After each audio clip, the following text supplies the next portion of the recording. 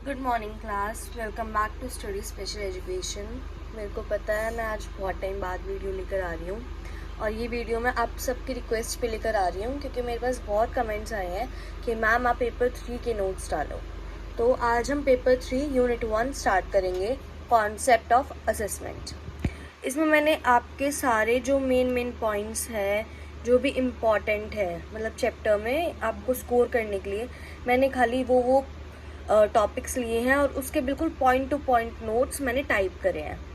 इस बार मैंने writing form में नहीं लिखा क्योंकि बहुत से बच्चों को थोड़ा राइटिंग में इशू होता है, तो इस बार मैंने टाइप करके नोट्स बनाए हैं।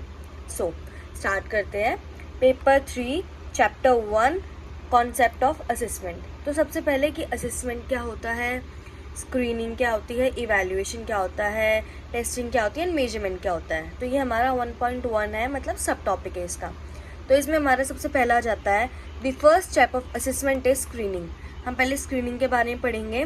स्क्रीनिंग क्या होती है, मतलब अगर हम किसी भी बच्चे का असेसमेंट कर रहे हैं तो उस फर्स्ट प्रोसेस को या फर्स्ट स्टेप को हम क्या बोलते हैं, स्क्रीनिंग बोलते हैं। Screening help teacher to identify student at risk. मतलब जो बच्चे रिस्क पे होते हैं, किस चीज़ के रिस्क पे होंगे कि उनको कुछ समझ नहीं आ रहा है, या वो डिसेबिलिटी के रिस्क पे हो सकते हैं, या उनका जो माइंड है वो अपनी एज के जो बच्चे हैं उनके अकॉर्डिंग कम वर्क कर रहा है, तो वो उस चीज़ के रिस्क पे हो सकते हैं। ठीक है, तो screening helps teacher to identify student at risk. मतलब टीचर स्क्रीनिंग से ये पता लगाती है कि कौन सा बच्चा रिस्क पे है या किस बच्चे को ज़्यादा सपोर्ट की रिक्वायरमेंट है। Screening is done in the early stages of the student. Screening जो होती है वो बच्चे की अर्ली स्टेज में ही करी जाती है ताकि हम जल्दी से जल्दी बच्चे को इंटरवेंशन प्रोग्राम प्रोवाइड कर सकें। Next, initial screening and identification are very important for the student who require special attention और स्पेशल एजुकेशनल सर्विस। मतलब जो स्क्रीनिंग होती है या आइडेंटिफिकेशन होती है वो बहुत इंपॉर्टेंट होती है स्टूडेंट्स के लिए, क्योंकि अगर हम उसे जल्दी करेंगे स्क्रीनिंग को, तभी हम उस बच्चे को स्पेशल अटेंशन या स्पेशल एजुकेशनल सर्विसेज प्रोवाइड कर सकते हैं। अगर हमें पता ही नहीं चलेगा कि बच्चा एट रिस्क है या बच्चे को कुछ प्रॉब्लम है, तो हम उसको स्पेशल अटेंशन या स्पेशल एजुकेशनल सर्विसेज कैसे प्रोवाइड करेंगे। इसलिए इनिशियल स्क्रीनिंग एंड आइडेंटिफिकेशन बहुत इंपॉर्टेंट होता है। उसके बाद हमारा आ जाता है assessment. Assessment refers to the process of gathering and analyzing information in order to give administration and guidance to the student। मतलब असेसमेंट एक प्रोसेस होता है जिसमें हम गैदर करते हैं और एनालाइज करते हैं इंफॉर्मेशन को। किस लिए करते हैं, ताकि हम उस इंफॉर्मेशन को प्रॉपरली एडमिनिस्टर कर सके और बच्चे को गाइडेंस दे सके। मतलब असेसमेंट में हम क्या करेंगे, एक बच्चा है, हम उसकी इन्फॉर्मेशन गैदर करेंगे, फिर उसके बाद हम उस इन्फॉर्मेशन को एनालाइज करेंगे, फिर उसके बाद जो हमें वहाँ से इन्फॉर्मेशन मिली, मतलब जो हमें वहाँ का प्रोडक्ट मिला, हम उस प्रोडक्ट को बच्चे के ऊपर एडमिनिस्टर करेंगे और उसके अकॉर्डिंग हम बच्चे को गाइडेंस देंगे कि आपको ये चीज़ फॉलो करनी चाहिए, या आपके लिए ये वाला स्टडी मेथड सूट करेगा, या फिर आपके लिए आपको इस टॉपिक पे वर्क करने की रिक्वायरमेंट है। तो मतलब इस टाइप की गाइडेंस हम बच्चे को प्रोवाइड करते हैं। The selection of assessment tools and methods very depending on the purpose of the assessment. अब असेसमेंट एक तरीके का तो होता नहीं है, तो जो असेसमेंट का टूल होता है उसे हम उस चीज़ के ऊपर सिलेक्ट करते हैं कि वो असेसमेंट हम कर किस चीज़ के लिए रहे हैं। हम इंटेलेक्चुअल असेसमेंट कर रहे हैं, हम कोई और साइकोलॉजिकल असेसमेंट कर रहे हैं, तो उसके अकॉर्डिंग हम उस टूल को डिसाइड करेंगे कि उस असेसमेंट का पर्पस क्या है। मतलब सिलेक्शन ऑफ टूल किसके बेस पे होगा, पर्पस ऑफ द असेसमेंट के बेस पे होगा। Next, assessment help us to determine and evaluate the appropriate teaching program and strategies for particular student. मतलब असेसमेंट हमें हेल्प करता है डिटरमाइन करने के लिए कि एक प्रॉपर टीचिंग प्रोग्राम या एक प्रॉपर टीचिंग मेथड क्या होगा एक बच्चे के लिए। अगर हम असेसमेंट करेंगे, हमें पता चलेगा कि इस बच्चे को इस जगह पे इश्यूज़ है, इसको कुछ स्पीकिंग वाले अगर हम उसे बोल के समझा रहे हैं, उसको उस चीज़ में इशू है, तो हम कुछ और टीचिंग मेथड का यूज़ करेंगे। तो इसका मतलब ये है कि अगर हमने असेसमेंट करा, हमें बच्चे का पता चल गया उसको इस चीज़ में इशू है, तो हम उसी के अकॉर्डिंग अपना टीचिंग प्रोग्राम या टीचिंग मेथड डिसाइड करेंगे और उसके लिए हम स्ट्रैटेजीज प्लान करेंगे कि वो बच्चा कैसे डेवलप कर सकता है। ठीक है, नेक्स्ट हमारा आ जाता है assessment help us to determine the current level functioning of the student. ये बहुत इंपॉर्टेंट है। असेसमेंट हमें हेल्प करता है बच्चे की करंट लेवल फंक्शनिंग को फाइंड करने में कि बच्चा अभी इस लेवल पे कहाँ पर पहुंचा है, मतलब उसका भी करंट लेवल क्या है, वो किस स्टेज पे है, उसे कितना आता है कितना नहीं आता। तो असेसमेंट हमें करंट लेवल फंक्शनिंग बताता है बच्चे का। नेक्स्ट आ जाता है evaluation.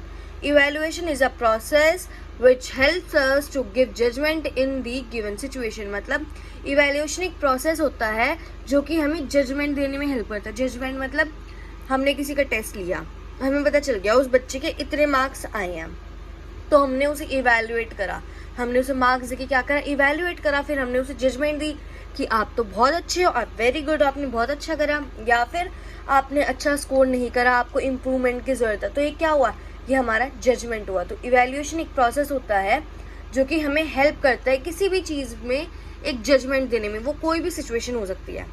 Next, by this technique we get to know what the person have achieved और व्हाट नॉट। इसमें हमें ये पता चलता है कि पर्सन ने क्या अचीव करा है और क्या अचीव नहीं करा है। According to Barrow, evaluation is a process of education that involves collection of data which can be used for comparison and making judgment। फिर से कि evaluation एक process होता है education का जिसके अंदर collection of data होता है और उसको फिर हम compare करते हैं और judgment देते हैं। फिर से वही evaluation मतलब basically giving judgment on anything। मतलब हम किसी चीज़ को evaluate कर रहे हैं, हम पता लगा रहे हैं कि वो इस इतना स्कोर कर रहा है या वो इस चीज़ में बेटर कर सकता है, इस चीज़ में वो प्रॉब्लम फेस कर रहा है, तो हम उस चीज़ पर जजमेंट देंगे भाई कि आपको इस चीज़ पे वर्क करना है, आप इस चीज़ में अच्छे हो तो आप इस पर इतना टाइम मत लगाओ। तो ये क्या होगा, एक तरीके का इवैल्यूएशन होगा। ठीक है, it is a continuous process that identify strength and weakness of a program. अभी बताया मैंने कि ये स्ट्रेंथ एंड वीकनेस बताती है किसी भी प्रोग्राम की। It is a decision making process, ये एक डिसीजन मेकिंग प्रोसेस होता है। तो मैंने आपके लिए बहुत शॉर्ट में नोट्स प्रोवाइड करे हैं जिससे आपको कोई भी इशू ना आए और आप डायरेक्टली इन्हें एज इट इज़ याद करके अपने एग्जाम में लिख सकते हैं।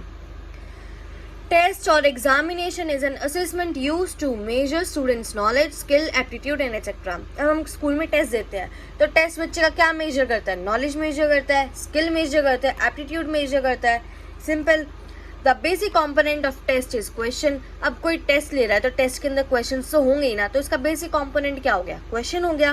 Next, a test can be conducted orally, written, physically, by doing the activity या ऑन द कंप्यूटर। मतलब अब हम स्कूल में ओरल टेस्ट भी देते हैं, हम रिटर्न टेस्ट भी देते हैं, कभी कभी टीचर हमसे वो एक्टिविटी फिजिकली भी करवाती है जैसे प्रैक्टिकल्स में होता है, या हम कंप्यूटर बेस्ड टेस्ट भी देते हैं। तो ये क्या है कि हम कैसे कैसे टेस्ट को कंडक्ट कर सकते हैं। A test helps us to know about what student have gain till now. Test हमें ये बताते हैं कि अभी तक बच्चे ने क्या सीखा है। A test should be reliable, test को रिलायबल होना बहुत ज़रूरी है, वैलिड होना चाहिए, ऑब्जेक्टिव होना चाहिए, नॉर्म्स के साथ होना चाहिए और लेस टाइम कंज्यूमिंग होना चाहिए। तो ये टेस्ट की क्या है, कुछ कैरेक्टरिस्टिक्स है कि टेस्ट ऐसा होना चाहिए। नेक्स्ट हमारा, हाँ, test may be called as a tool, a question, set of question or an examination which helps us to measure a particular characteristic of an individual or a group of individual। मतलब test एक tool है, वो एक question हो सकता है, set of question हो सकता है, एक एग्जामिनेशन हो सकता है जो कि एक पर्टिकुलर कैरेक्टरिस्टिक को मेजर करती है इंडिविजुअल की या एक ग्रुप की। मतलब हम टेस्ट जो है एक इंडिविजुअल पे भी ले सकते हैं, हम पूरे ग्रुप पे भी ले सकते हैं और टेस्ट में हम एक पर्टिकुलर कैरेक्टरिस्टिक को मेजर करते हैं। नेक्स्ट हमारा 1.1 का लास्ट टॉपिक है measurement. Measurement means giving numerical value. मतलब हम मेजरमेंट में एक नंबर देंगे, जैसे it is a process of assigning numerical value to whatever is being tested. अब हमने टेस्ट दे दिया, उसके बाद जो हम उसको मार्किंग करते हैं कि इतने नंबर आए हैं आपके, 20 में से आपने 10 स्कोर करा है, या इस प्रैक्टिकल में आपने 40 में से अराउंड 35 स्कोर करा है। तो ये जो हम नंबर दे रहे हैं, इस प्रोसेस को हम बोलते हैं measurement. It is a record of performance और the information which is required to make judgement. एक जजमेंट को देने के लिए जो इन्फॉर्मेशन रिक्वायर होती है उसे हम मेजरमेंट बोलते हैं। Measurement should be quantitative in nature. अब ऑब्वियसली नंबर्स है तो वो क्वांटिटेटिव होगी नेचर में, रिलायबल होनी चाहिए, वैलिड होनी चाहिए, एक्यूरेट होनी चाहिए, प्रिसाइज होनी चाहिए, एंड ऑब्जेक्टिव होनी चाहिए। 1.2 में हमें पढ़ना है इंटेलेक्चुअल असेसमेंट क्या होता है, अचीवमेंट टेस्ट क्या होता है, एप्टीट्यूड टेस्ट क्या होता है और बाकी साइकोलॉजिकल टेस्ट।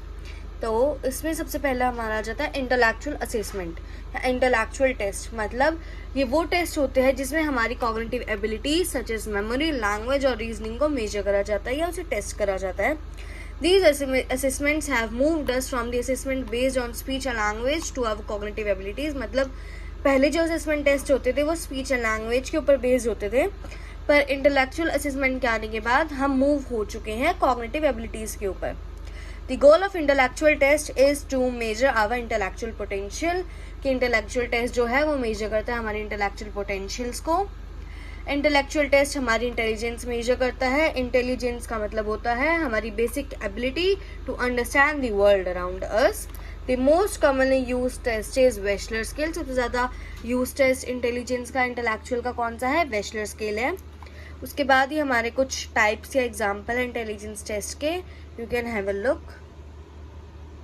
ये कुछ एग्जाम्पल्स हैं। नेक्स्ट अप हमारा आ जाता है अचीवमेंट टेस्ट। अचीवमेंट टेस्ट क्या होता है? These are use to assess the knowledge of the student in certain academic areas. It measure students achievement, skill, general knowledge. मतलब ये वो टेस्ट होता है जो बच्चे की नॉलेज को मेजर करता है किसी अकेडमिक एरिया में, और इसमें बच्चे का हम अचीवमेंट मेजर करते हैं, स्किल मेजर करते हैं, जनरल नॉलेज मेजर करते हैं। Achievement test is the best choice to evaluate academics performance of an individual. किसी बच्चे की अगर हमें एकेडमिक परफॉर्मेंस को इवेलुएट करना है तो अचीवमेंट टेस्ट सबसे बेस्ट चॉइस होता है। इससे बच्चे को पता चलता है कि वो किस चीज़ में कितना अच्छा परफॉर्म कर रहा है और उसका वीक एरिया कौन सा है। So after achievement test we have aptitude test. Aptitude test क्या होता है? ये मेजर करता है पर्सन की एबिलिटी को टू एक्वायर और become something in their specific set of skills. मतलब एप्टीट्यूड टेस्ट में हम एक स्पेसिफिक सेट होता है, हर पर्सन के अंदर अलग अलग एप्टीट्यूड होता है। मतलब हर इंसान के अंदर कोई एक स्पेसिफिक या अलग स्किल होती है, वो इंटेलेक्चुअल हो सकती है, मोटर हो सकती है, और भी कुछ हो सकता है। तो हम इसमें उस स्पेसिफिक स्किल को मेजर करते हैं। This test tells that different people have different abilities. अभी बताया मैंने कि डिफरेंट पीपल की डिफरेंट एबिलिटीज़ होती हैं जो कि उनकी फ्यूचर की अचीवमेंट को प्रिडिक्ट करने में हेल्प करती है। मतलब अगर हम अभी एप्टीट्यूड टेस्ट करेंगे तो हमें पता चल जाएगा कि इस इंसान के अंदर ये वाली डिफरेंट एबिलिटीज़ है, तो फ्यूचर में ये इस चीज़ में अचीव करेगा। तो एप्टीट्यूड टेस्ट इस चीज़ में काम आता है। These are also develop to measure professional potentials. इसमें हम पर्सन की प्रोफेशनल पोटेंशियल्स को मेजर करते हैं। डिफरेंशियल एप्टीट्यूड टेस्ट एक एग्जाम्पल है एप्टीट्यूड टेस्ट का। उसके बाद हमारा आ जाता है 1.3। इसमें हम पढ़ेंगे entry level assessment, formative assessment and summative assessment. तो एंट्री लेवल असेसमेंट, इसके नाम से ही पता चल रहा है कि एंट्री मतलब अगर हम किसी भी प्रोसेस के अंदर इंडल्ज होना चाह रहे हैं, या हम फॉर एग्जांपल अगर किसी बच्चे को नर्सरी क्लास में एडमिशन लेना है या फर्स्ट क्लास में एडमिशन लेना है, तो उससे पहले उस बच्चे का एक एंट्री टेस्ट होता है जिसमें हम जज करते हैं कि ये बच्चा इस ग्रेड के लायक है या नहीं है। मतलब ये बच्चा उस ग्रेड में जाके पढ़ सकता है, नहीं पढ़ सकता, उसकी इतनी कैपेबिलिटी है या नहीं है। तो उसको जो फर्स्ट टेस्ट लिया जाता है किसी भी प्रोसेस या प्रोसीजर के अंदर, उसे हम एंट्री लेवल असेसमेंट बोलते हैं। लिखा हुआ है this is the first assessment that is taken at the starting of a process और a procedure. It determines the current level of the student. वो बच्चे का करंट लेवल बताता है वेदर ही और शी हैव रिक्वायर्ड नॉलेज और skill for the process, कि उसका करंट लेवल बता देगा। तो उससे ये पता चल जाएगा कि जो स्किल वो या वो प्रोसेस करना चाहता है उसके अकॉर्डिंग उसके पास वो नॉलेज या स्किल है या नहीं है। नेक्स्ट हमारा आ जाता है formative assessment. Formative and summative assessment important है, इसे ध्यान से करना है। Formative assessment these are taken during the learning process. अभी कोई प्रोसेस चल रहा है, जैसे फॉर एग्जांपल मैं अभी इस चैप्टर को पढ़ा रही हूँ, तो इस चैप्टर को पढ़ाते पढ़ाते अगर मैं कुछ क्वेश्चंस पुट अप कर रही हूँ स्टूडेंट्स के साथ, कुछ पूछ रही हूँ कि अभी मैंने एंट्री लेवल बताया, तो एंट्री लेवल असेसमेंट क्या होता है? अगर मैं क्लास की ड्यूरेशन के टाइम पे पूछ रही हूँ तो वो हमारा फॉर्मेटिव असेसमेंट होता है। मतलब ड्यूरिंग द लर्निंग प्रोसेस, अगर हम एक लर्निंग प्रोसेस में हैं और उसके दौरान अगर मैं कुछ क्वेश्चन पुट अप कर रही हूँ तो वो हमारा फॉर्मेटिव असेसमेंट है। It provides feedback and information during the process. इससे मेरे को क्या पता चलेगा? बच्चों का फीडबैक आएगा तो मेरे को पता चलेगा कि बच्चों ने कितना समझा, कितना नहीं समझा, किस टॉपिक में डाउट है, कौन सा टॉपिक क्लियर हो चुका है। तो ये इस चीज़ के काम आता है। It helps students to understand their strength and weaknesses. इससे बच्चे को भी अपनी स्ट्रेंथ और वीकनेस का पता चलता है। Helps the teacher to recognise whether students are struggling और फेसिंग सम प्रॉब्लम। इससे टीचर को पता चलेगा कि बच्चा कुछ स्ट्रगल तो नहीं कर रहा है इस टॉपिक में, या कुछ प्रॉब्लम तो फेस नहीं कर रहा है। It is ongoing and continuous process. ये कॉन्टीन्यूस और ऑनगोइंग प्रोसेस होता है। इसके एग्जाम्पल है oral question answer during the class. जैसे ओरल क्वेश्चंस पुट अप करूँ मैं क्लास के ड्यूरेशन में, या फिर इन क्लास एक्टिविटी, कुछ एक्टिविटी हो रही है, ऑब्जर्व कर रही हूँ मैं क्लास में कि कौन सा बच्चा कितना आंसर दे रहा है, कौन कितना इनिशिएटिव ले रहा है। कॉन्वर्जेशन मतलब एक टीचर और स्टूडेंट के बीच की जो कॉन्वर्जेशन होती है वो। स्पॉन्टेनियस क्लास टेस्ट, एकदम से क्लास टेस्ट ले लिया, लाइक 5 to 10 मार्क्स का क्लास टेस्ट ले लिया क्लास के ड्यूरेशन में, तो ये सब होता है हमारा फॉर्मेटिव असेसमेंट। उसके बाद हमारा आता है समेटिव असेसमेंट। समेटिव असेसमेंट ये मान लो कि एक चैप्टर कंप्लीट हो गया, या एक सेमेस्टर होता है, या पीरियोडिक टेस्ट होते हैं जो अराउंड आफ्टर 2 to 3 मंथ्स होता है, तो वो क्या होगा, हमारा समेटिव असेसमेंट हो गया। हमारा फाइनल एग्जामिनेशन है एंड में जो होता है ईयर के, वो क्या हो गया, हमारा समेटिव असेसमेंट हो गया। तो इसका मतलब ये पीरियोडिक टेस्ट होते हैं जो पीरियोडिकली लिए जाते हैं और एक फिक्स पॉइंट ऑफ टाइम में लिए जाते हैं। फिक्स होता है कि आफ्टर एवरी चैप्टर के बाद लेंगे, या आफ्टर 3 मंथ्स लेंगे, या आफ्टर 6 मंथ्स लेंगे, या आफ्टर 1 ईयर लेंगे। तो ये क्या होता है, एक फिक्स पॉइंट पे लिया जाता है। These are standardized tests which are generally used as a part of grading process। ये एक standardized test होता है जो कि grading process में help करता है। इसमें हम marks देते हैं, हम grade देते हैं, जिससे हमें बच्चे की percentile मिलती है। These are conducted at the end of the process। ये learning process के end में लिया जाता है, या chapter के end में, या semester के end में।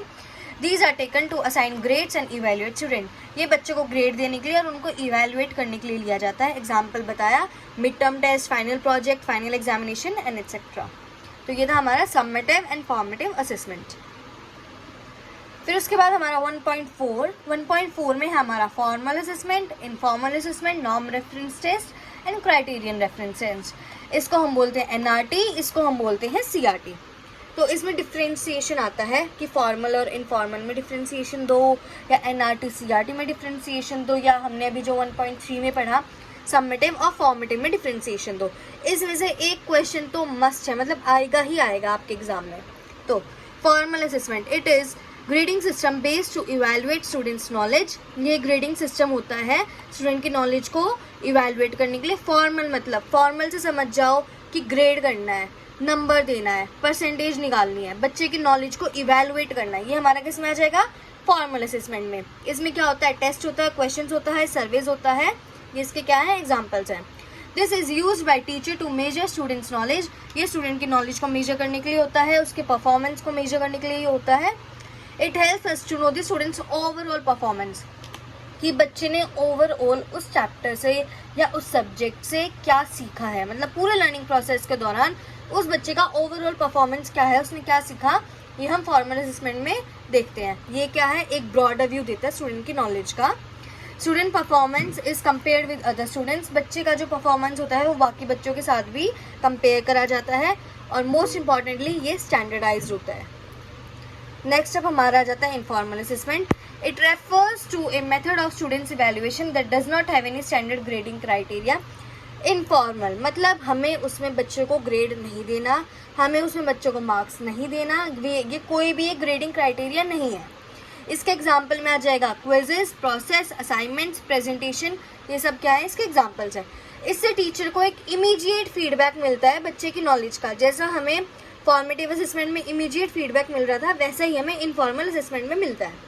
It give students a chance to improve. इसमें बच्चे को चांस मिलता है कि अभी आप इतना स्कोर, अभी आपको इस चीज़ में प्रॉब्लम हो रही है, तो आप नेक्स्ट टाइम जब आपका इनफॉर्मल असेसमेंट होगा तब आप उसमें इम्प्रूव करके और अच्छे से पार्टिसिपेट कर सकते हो, क्योंकि इसमें हम ग्रेड तो दे नहीं रहे बच्चे को, तो फिर इसमें बच्चे को एक चांस मिलता है टू इम्प्रूव। ये एक नैरो व्यू होता है, पर ये बच्चे की नॉलेज को डिटेल्ड वे में हमें प्रोवाइड करवाता है कि बच्चे को इस क्वेश्चन में दिक्कत है, हमें उसको इस टॉपिक में हेल्प करना है। तो ये किससे पता चलता है, इनफॉर्मल असेसमेंट में। ये बेसिकली बच्चे की इम्प्रूवमेंट के लिए ही होता है कि हमें पता चल गया कि वो इस टॉपिक में प्रॉब्लम फेस कर रहा है, तो हमें उस बच्चे को उस चीज़ में हेल्प करना है।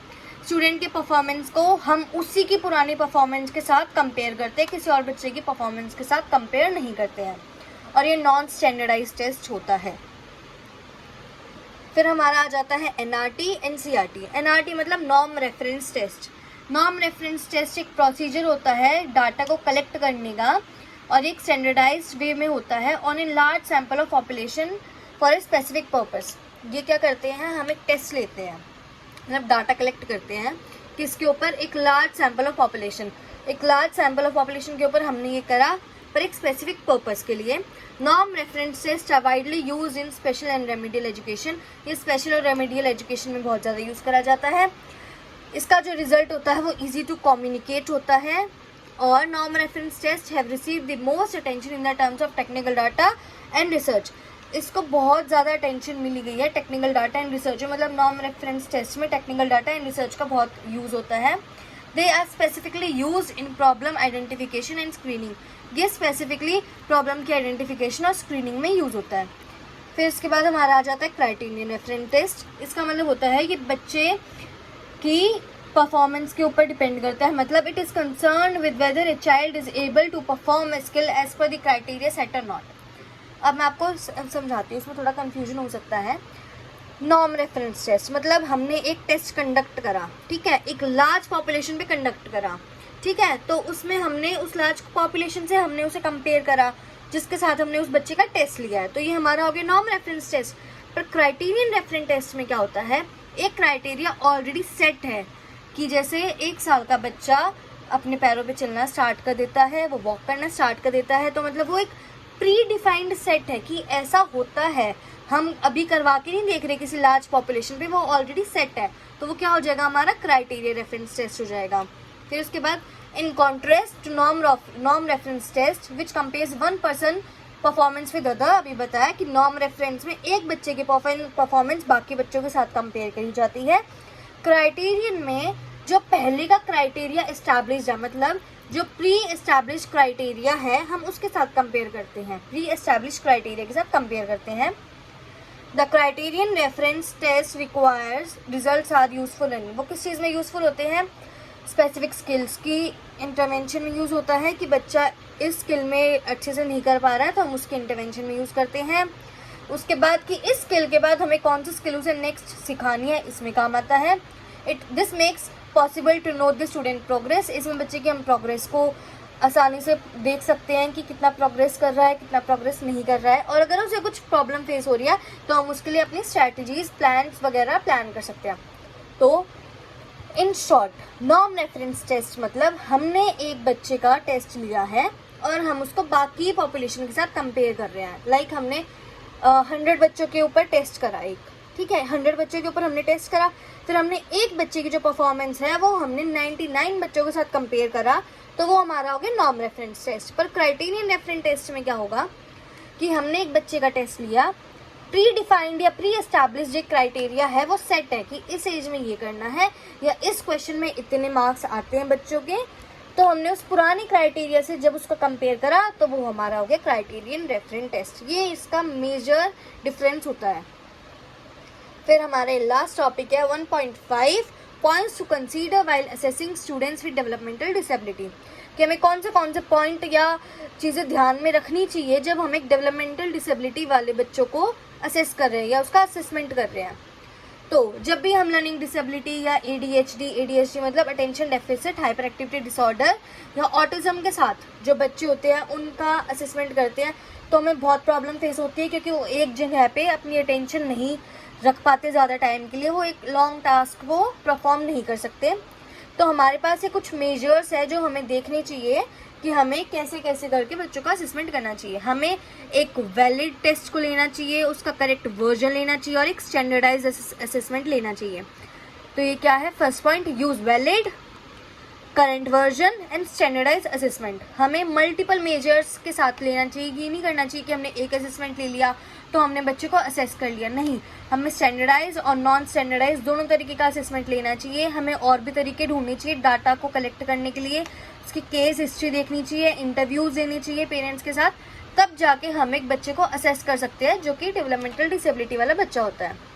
हमें उसको इवैल्यूएट करना चाहिए इन्फॉर्मेशन को पेरेंट्स के साथ जो हमें मिला है. यूज स्टैंडर्डाइज टेस्ट, अभी बताया स्टैंडर्डाइज होना चाहिए, रिलायबल होना चाहिए, वैलिड होना चाहिए, लिंग्विस्टिकली पॉसिबल होना चाहिए. ये नहीं होना चाहिए कि बच्चे को इंग्लिश आती ही नहीं है और हम उसे इंग्लिश का टेस्ट दे रहे हैं, ऐसा भी नहीं होना चाहिए.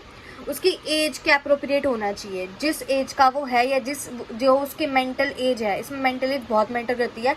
जो उसकी मेंटल एज है हमें उसको देखते हुए हमें उसका टेस्ट लेना चाहिए. हमें डिस्कस करना चाहिए, बैलेंस करना चाहिए स्टैंडर्डाइज और नॉन स्टैंडर्डाइज डाटा को, तभी जाकर हम किसी डेवलपमेंटल डिसेबिलिटी वाले बच्चे को अच्छे से असेस कर सकते हैं अगर हमारा बैलेंस होगा स्टैंडर्डाइज और नॉन स्टैंडर्डाइज डाटा के बीच में. तो ये था हमारा पेपर 3 का unit 1 concept of assessment. I hope आपको ये शॉर्ट पॉइंट्स और नोट्स समझ आए होंगे और ईजी टू लर्न होंगे। अब हमारी नेक्स्ट वीडियो आएगी पेपर 3 यूनिट 2 के ऊपर, जब हमारे 700 सब्सक्राइबर्स हो जाएंगे। आई होप हमारे 700 सब्सक्राइबर्स बहुत जल्दी रीच हो जाएंगे। For now, thank you and please like and subscribe my channel study special education.